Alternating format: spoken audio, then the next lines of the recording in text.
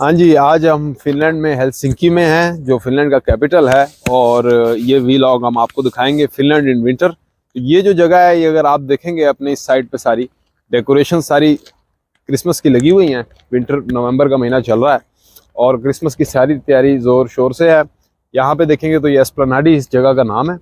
और ये इनका एक सेंट्रल पार्क है, गार्डन है, समर में बिल्कुल ग्रीन होता है। और इधर पीछे देखेंगे अपनी तरफ तो आपको प्राइम मिनिस्टर हाउस और सारी ऑफिशियल बिल्डिंग्स नजर आ जाएंगी। इनके पीछे ही एक बहुत बड़ा हिस्टोरिक कैथीड्रल है। और हमारी राइट साइड पे यहाँ पे एक बहुत ही कदीम ज़माने का इनका जो पहला पहला जो फिनलैंड का रेस्टोरेंट है वो है। बहुत ही खूबसूरत आर्किटेक्चर बना हुआ है, सब हिस्टोरिक पुरानी बिल्डिंग्स हैं। इस रेस्टोरेंट का नाम कापेली है और कापेली एक ज़माने में जब ये खुला था सबसे पहले वो रेस्टोरेंट नहीं था, कापेली चैपल था। और उस चैपल को कन्वर्ट करके इन्होंने रेस्टोरेंट के अंदर बनाया है। इसीलिए बिल्डिंग आज भी वैसी ही हिस्टोरिक और पुराने ज़माने की लगती है, क्योंकि ये पुराने ज़माने की बिल्डिंग तमीर की गई है और अभी भी उसी शान शौकत से खड़ी है। हाँ जी, ये फिनलैंड का बहुत ही मशहूर कैथीड्रल की तरफ हम जा रहे हैं। बहुत ही खूबसूरत, बहुत ही पुरानी गली है। इधर रोड भी आज भी वैसा ही है जो 100-200 साल पहले था। आज भी रोड बिल्कुल वैसा ही है, कॉबलस्टोन का रोड बना हुआ है। सामने कैथीड्रल का बहुत ही खूबसूरत नज़ारा है और क्रिसमस टाइम पे तो कुछ ज़्यादा ही अच्छा लगता है सारी डेकोरेशन के साथ। और साइड पे देखें तो सारे रेस्टोरेंट हैं, बर्गर, खाने पीने के, पिज़्ज़े। और यहाँ पे गाड़ियों की जो एंट्री है वो भी अलाउड नहीं है, सिर्फ स्पेशल गाड़ियाँ आ सकती हैं, बाकी सब पैदल चलने का रास्ता है।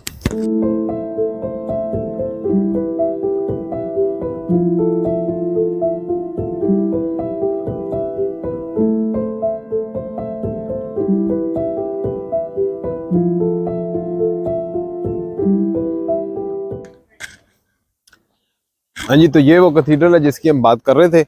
यहाँ पे फिलहाल क्रिसमस मार्केट की तैयारियां शुरू हो गई हैं। क्रिसमस में मार्केट शुरू हो जाती है, अगले महीने से दिसंबर से शुरू हो जाएगी।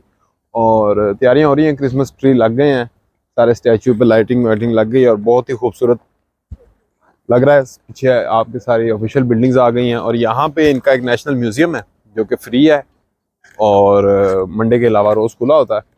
और सारी सोवेनियर्स की दुकानें और रेस्टोरेंट सब कुछ अच्छी खासी, एम्बियंस बहुत अच्छा है।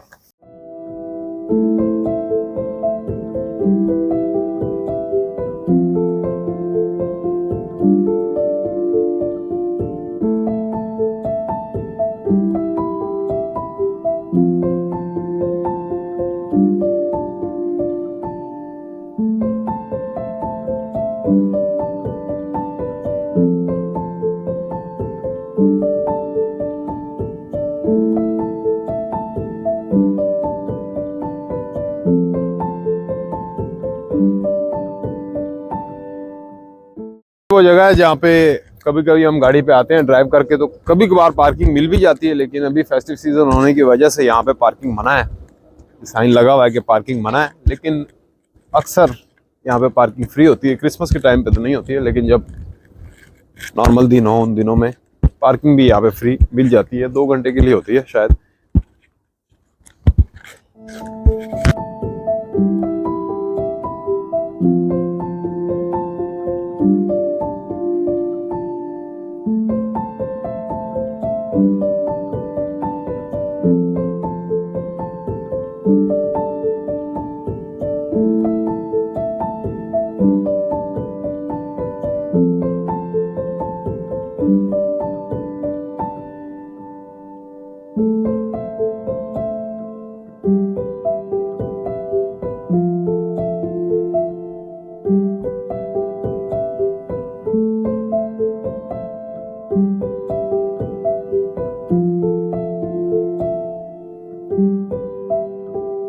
तो बहुत ही शदीद सर्दी होने की वजह से हमने सोचा कि क्यों ना गाड़ी में बैठें और गाड़ी के अंदर से थोड़ी सी वीडियो बनाई जाए, जिससे हेलसिंकी का सारा सेंट्रल एरिया कवर हो जाए। तो एक बात बताते चलूं कि हेलसिंकी के सेंट्रल एरिया के पूरे नीचे एक रोड्स का और टनल्स का एक नेटवर्क है। वो नेटवर्क यूज होता है जंग के दौरान सेफ जोन्स की तरह और बॉम्ब प्रूफ होता है। और अब उसको यूज ऐसे कर रहे हैं नेटवर्क को, जो नीचे से पहले से बिल्ड हुआ है, या तो उसके अंदर मेट्रो बना दी है, अंडरग्राउंड पार्किंग बना दी है, और जितनी भी बिल्डिंग्स नजर आ रही हैं वो आपस में इंटरकनेक्टेड है। और जंग अगर हो भी जाती है तो नीचे सर्वाइवल के लिए कमरे और बंकर्स और जिम्स और बहुत किस्म की टेक्नोलॉजी इस तरह की भी लगाई हुई है, वेंटिलेशन और हर चीज। हम भी जिम वगैरह कहीं जाते हैं तो ज्यादातर सेंट्रल एरिया में अंडरग्राउंड ही होते हैं जिम्स भी।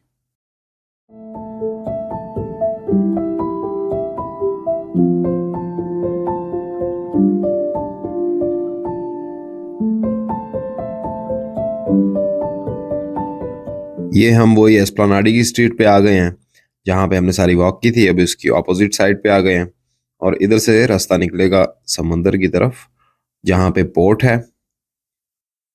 और ये पोर्ट आ गया, वो सामने हेलसिंकी का व्हील आ गया, जो कि बहुत फेरिस व्हील बहुत मशहूर है यहाँ का, काफ़ी पोस्ट कार्ड्स में और होता है।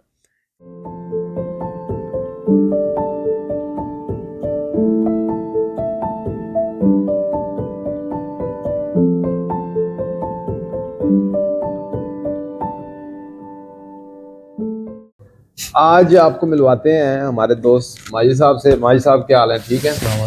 तो ये माजी साहब अपना तारुफ करवाएं और बताएं आप यहाँ फिनलैंड में कब से रह रहे हैं और क्या करते हैं, कहाँ से आए हैं? मैं आया हूँ जी लाहौर से, लाहौर अंदरून शहर से। मैं आया हूँ 2005 में 6 के अंदर फिनलैंड में, और मैं फिनलैंड का नेशनल भी हूँ। और मैं यहाँ पे आया था काम के सिलसिले में ही, और इसके बाद अब के टाइम में मैं एज अ शेफ़ काम करता हूँ। मैंने यहाँ पे पढ़ाई की है शेफ़ की, और वो 3 साल की होती है। अच्छा, तो फिनलैंड में जो शिफ्ट हुए कैसा महसूस? अब तो जाहिर सी बात है कि बहुत लंबा टाइम गुजर गया है, लेकिन कैसा पाया फिनलैंड को? फिनलैंड कैसा मूल गया और आजकल की सूरत हाल के हिसाब से फिनलैंड कैसा है? तो जब हम लोग आए थे तब तो हम, पहली बात तो ये है कि पाकिस्तान में किसी को पता नहीं था कि फिनलैंड भी कोई मुल्क होता है। हमने खाली नोकिया के फ़ोन पे देखा था कि नोकिया का वो फ़ोन था, आज भी सबको नहीं पता, बहुत सारे लोगों को। 3310 फ़ोन होता था, और उसका पता था कि जी नोकिया में बनता है, वो फिनलैंड की कोई कंपनी है। और पता नहीं था, जब मैं यहाँ पे आया था तो तब थोड़ा सा डिफरेंट था यहाँ का कल्चर भी। लोग ज़्यादा इंग्लिश भी नहीं बोलते थे और थोड़ा मुसीबत होती थी हम लोगों को। और फिर आहिस्ता आहिस्ता अभी टाइम काफ़ी गुजर गया है। अच्छा, बहुत सारे लोग यूरोप में ये समझते हैं, मैं जैसे स्पेन में रहता था, लोग बहुत सारे मूव ये समझ के नहीं होते हैं कि यहाँ पे रेसिज्म भी बहुत रहा है। ये बात सही है या नहीं है?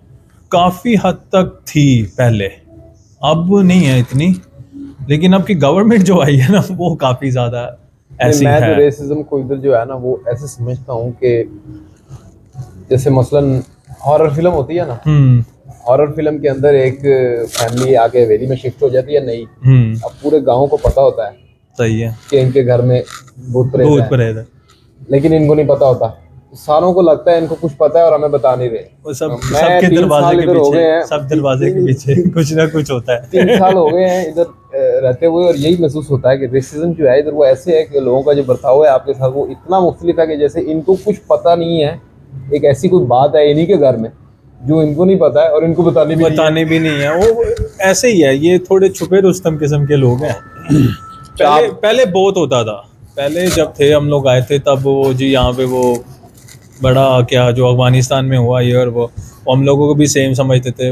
मैं भी थोड़ा जवानी में था, तो अभी तो 40 साल का होने वाला हूँ मैं। तो लंबे लंबे बाल होते थे जो स्टाइल पाकिस्तान में होता है, और लोग आवाज़ें लगाते थे कि ये क्या है भाई, दाढ़ी रखी हुई है, ये तालिबान, और ऐसी बकवास होती थी। फिर हमें समझाया गया था, हमारे मेरा जो अंकल है, मेरे चाचा जी जिन्होंने मुझे बुलाया इधर, वो उन्होंने मुझे समझाया था कि भाई आपने जवाब नहीं देना किसी को। फिर आहिस्ता आहिस्ता जब हम मिले, लोगों से बातचीत हुई। अब तो बहुत ज़्यादा यहाँ पे फॉरेनर आ गए हैं, पाकिस्तान से भी माशाल्लाह बहुत ज़्यादा लोग आ गए। हेलसिंकी में हेलसिंकी, हाँ, मैं रहा ही सेंटर में, हेलसिंकी में हूँ, कैपिटल में। बाहर तो आज भी वैसे ही है। हाँ, बाहर जो लोग आते थे ना, गाँव में जाएंगे तो लैपलैंड में भी ऐसे दूसरे शहरों से जो लोग आते हैं वो बताते हैं कि उनके साथ अभी भी ऐसा होता है। हेलसिंकी में कम था, लेकिन ये कि वो है, अभी भी है। और आपकी जो इस दफ़ा की जो इनकी गवर्नमेंट आई है वो तो बहुत ज़्यादा, जो लोग रेसिज्म को बुरा समझते हैं वो भी बहुत तपे हुए हैं, गुस्से में हैं कि यार ये क्या, कौन सी गवर्नमेंट आ गई है। हाँ, सारे उन्होंने राइट्स खत्म करते जा रहे हैं, वो आहिस्ता आहिस्ता प्राइवेसी सारे खत्म कानून करते जा ख़त्म रहे हैं। करी जा रहे हैं। जो लोगों के पास ज़ुबान नहीं, जिन लोगों को आती, उनके लिए और ज़्यादा मुश्किल टाइट हो जा रहा है, उनको वीज़े देने में प्रॉब्लम हो रही है। पहले ये चीज़ें नहीं थी, लेकिन ये है कि बिज़नेस अपॉर्चुनिटीज़ काफ़ी ज़्यादा हैं इधर, अगर आपके पास स्किल्स हैं तो। कई लोग स्किल्स के बगैर इधर आने की सोचते हैं, वो बहुत मुश्किल है। ये वो दौर नहीं है कि आप आ जाएं और आपको काम मिल जाएगा। और जो लोग ये भी समझते हैं कि यहाँ पे सैलरीज बहुत हैं, ये है वो भी सब झूठ है, क्योंकि मैं नहीं, अक्सर जो मैनुअल लेबर करने वाले लोग हैं हाँ उनके लिए आज भी वैसे ही है वैसे जैसे यूरोप के बाकी जो मुल्क हैं। वही लेकिन जो बहुत ही स्किल्ड प्रोफेशनल लोग हैं, जैसे डॉक्टर हो जाएं, लॉयर हो जाएं, उन लोगों को अच्छी जॉब है, कोई आईटी में, आईटी वगैरह जो हो गए, लोग गांव पेट्रोल में। से या छोटे शहरों से आएंगे वो बेहतर है कि पाकिस्तान के बड़े शहरों में मूव हुए पहले, कुछ सीखें, एक्सपीरियंस लें, एक्सपीरियंस लें, फिर यहाँ इस तरह के मुल्क में आए। इतना आसान नहीं है यहाँ पे भी। क्योंकि यहाँ पे मैंने अक्सर देखा है, मैं अक्सर देखता हूँ यूट्यूब वगैरह में लोग वीडियोस वगैरह डालते हैं और झूठ बोल रहे होते हैं कि यार इधर इतने सैलरीज खुली हैं ये और वो। और मुझे मेरे दोस्त जो पाकिस्तान में वो पूछते हैं। नहीं, आज ही मैंने देखी एक डॉक्यूमेंट्री। अच्छा। डॉक्यूमेंट्री फिनलैंड के जो वीलॉग बना रहे हैं, इसी की रिसर्च में थोड़ी से वीलॉग देखे जो बने हुए हैं पहले से। तो लोग लिख रहे हैं जी कि फिनलैंड के लोग बहुत सिंपल हैं और फिनलैंड के लोग बहुत सिंपल लाइफस्टाइल जीते हैं। ऐसा कुछ भी नहीं है। यहाँ पे सब कुछ डिजिटल है। यहाँ पे सारे बस कार्ड डिजिटल हैं, बोट के जो फेयर पे करते हैं वो सब डिजिटल हैं। और नॉर्मल इंसान को जो पढ़ा लिखा नहीं है या जो जो ये मोबाइल और टेक्नोलॉजी या कोई थोड़ी सी उम्र ज़्यादा है, वो ये यूज़ करना जान ही नहीं सकता। और वो ऐसा ही है। सीखना और सारा मोबाइल सर्टिफिकेट और ये सारा कुछ डिजिटल है। कहीं पे भी लॉगिन करने के लिए भी अकाउंट बनाओ, हर जगह बहुत मुश्किल है। एस्टोनिया की तरह ही डिजिटल है बिल्कुल। अच्छा, एक और बात बताएं कि जो आज का वीलॉग हम बना रहे हैं उसकी जो चलते फिरते जितनी भी फुटेज है वो मिस्टर माजिद ने बनाई है। माजिद साहब चैंपियन है वीडियो बनाने में, एडिटिंग में। तो कोशिश कर रहे हैं अब असद भाई के साथ मिलके कुछ किया जाए। बस गुरूर नहीं करते माजिद साहब, लेकिन ऐसे ही नहीं पहले नहीं, मैंने यहाँ पे भी किए हैं कई दफ़ा, कई वीडियो वगैरह के काम किए हुए हैं पहले, लेकिन इतना नहीं था। पाकिस्तान में भी मैंने किया, लेकिन अब बहुत साल हो गए हैं, टाइम ही नहीं बनता करने का। लेकिन असद भाई ने दोबारा मेरा अंदर का वो पुराना जो था बाजीगर कारीगर जगाने की कोशिश की है। तो मैंने कहा अभी माइनस इधर 8 हो रहा है, तो हम दोनों अभी फुल, ये देखिए हमारे ग्लव्स, ये टोपियाँ शोपियाँ पड़ी हुई हैं, और हम निकलें बाहर के, चलो लोगों के लिए कोई अच्छी सी वीडियो बनाएं और कुछ कोशिश करें कि हम भी कुछ अपने लोगों को बताएं कि हकीकत क्या है। हकीकत क्या है, डेली लाइफ वही इधर ना। कैसी है। झूठ तो बहुत लोग बोल रहे हैं, बहुत वो लोग तो बोल रहे सिर्फ लोग व्यूअरशिप के लिए और जरा एंगेजमेंट के लिए बहुत बातें कर रहे हैं कि लोग क्लिक बेट की, मतलब लोग क्लिक करें, देखें कि फिनलैंड में ऐसी तनख्वाहें, ऐसा वैसा कुछ नहीं है। जो लोग यहाँ पे रहते हैं ग्राउंड लेवल पे, वो असलियत को जानते हैं। डेली लाइफ की जो प्रॉब्लम्स हैं वो देख रहे हैं, काम ढूंढ रहे हैं। और हम कोई उस तरह के स्किल्ड प्रोफेशनल नहीं है, हम दोनों किचन में ही काम करते हैं, रेस्टोरेंट और शेफ और इस तरह हम काम करते हैं। लेकिन ठीक है, काम अच्छे हैं। परमानेंट जॉब जिस बंदे के पास नहीं है उसके लिए लाइफ यहाँ पे बहुत ज़्यादा मुश्किल है, बहुत मुश्किल है। और परमानेंट जॉब मिलना बहुत मुश्किल है। मैं जानता हूँ लोगों को जो हमारे साथ ही काम करते हैं, हमारे साथ ही करते हैं जो काम। 10-10 साल से काम ढूंढ रहे हैं और 10 साल से काम कर रहे हैं, मगर कभी परमानेंट काम मिला ही नहीं। परमानेंट काम नहीं होगा तो लोन नहीं मिलेंगे, गाड़ी नहीं बंदा ले सकता। और जब अपना घर नहीं ले सकता। नया बंदा आता है उसको पता नहीं होता कि क्या करना है क्या नहीं करना, तो परमानेंट काम ढूंढने में ही भलाई है। और वो मिलता थोड़ा मुश्किल से है, लेकिन अल्लाह का शुक्र है, जब से मैं आया हूँ मैंने हमेशा जब भी किया है काम परमानेंट ही किया है। नहीं, काम और करने वाला आपकी जो मेहनत बंदा पे, होता है, जो अपनी मेहनती मेहनत होता है, पे जो बहुत है। उसको काम की कमी नहीं होती। आप कितनी मेहनत करते हो, आप कितनी ईमानदार लेकिन हो। जो भी हमारी एडवाइस यही होगी, जो भी पाकिस्तान से, अगर जैसे पाकिस्तान से भी मूवमेंट बहुत है, बहुत सारे लोग मूव हो रहे हैं बहुत पाकिस्तान ज्यादा से बाहर। और पूरे यूरोप में हो रहे हैं। अगर फिनलैंड चूज करते हैं, इकॉनमी पर कैपिटा इनकी बड़ी हाई है, अगर फिनलैंड चूज करते हैं तो ये सोच समझ के आएँ कि कोई तैयारी के साथ आएँ, कोई कॉन्टैक्ट के साथ आएँ, और ऐसे ही बस ना आ जाए, क्योंकि फिर यहाँ पे बहुत सख्त खुआरी भी है। अच्छा, तो फिर चलते हैं फिर आगे इंशाल्लाह फिर आपसे मुलाकात होती रहेगी। आगे चलते हैं, थोड़ा टूर और थोड़ी फुटेज बनाते हैं हम और शॉर्ट शूट बनाते रहेंगे। आप वो शो कराते हैं। ठीक है जी, अस्सलाम वालेकुम।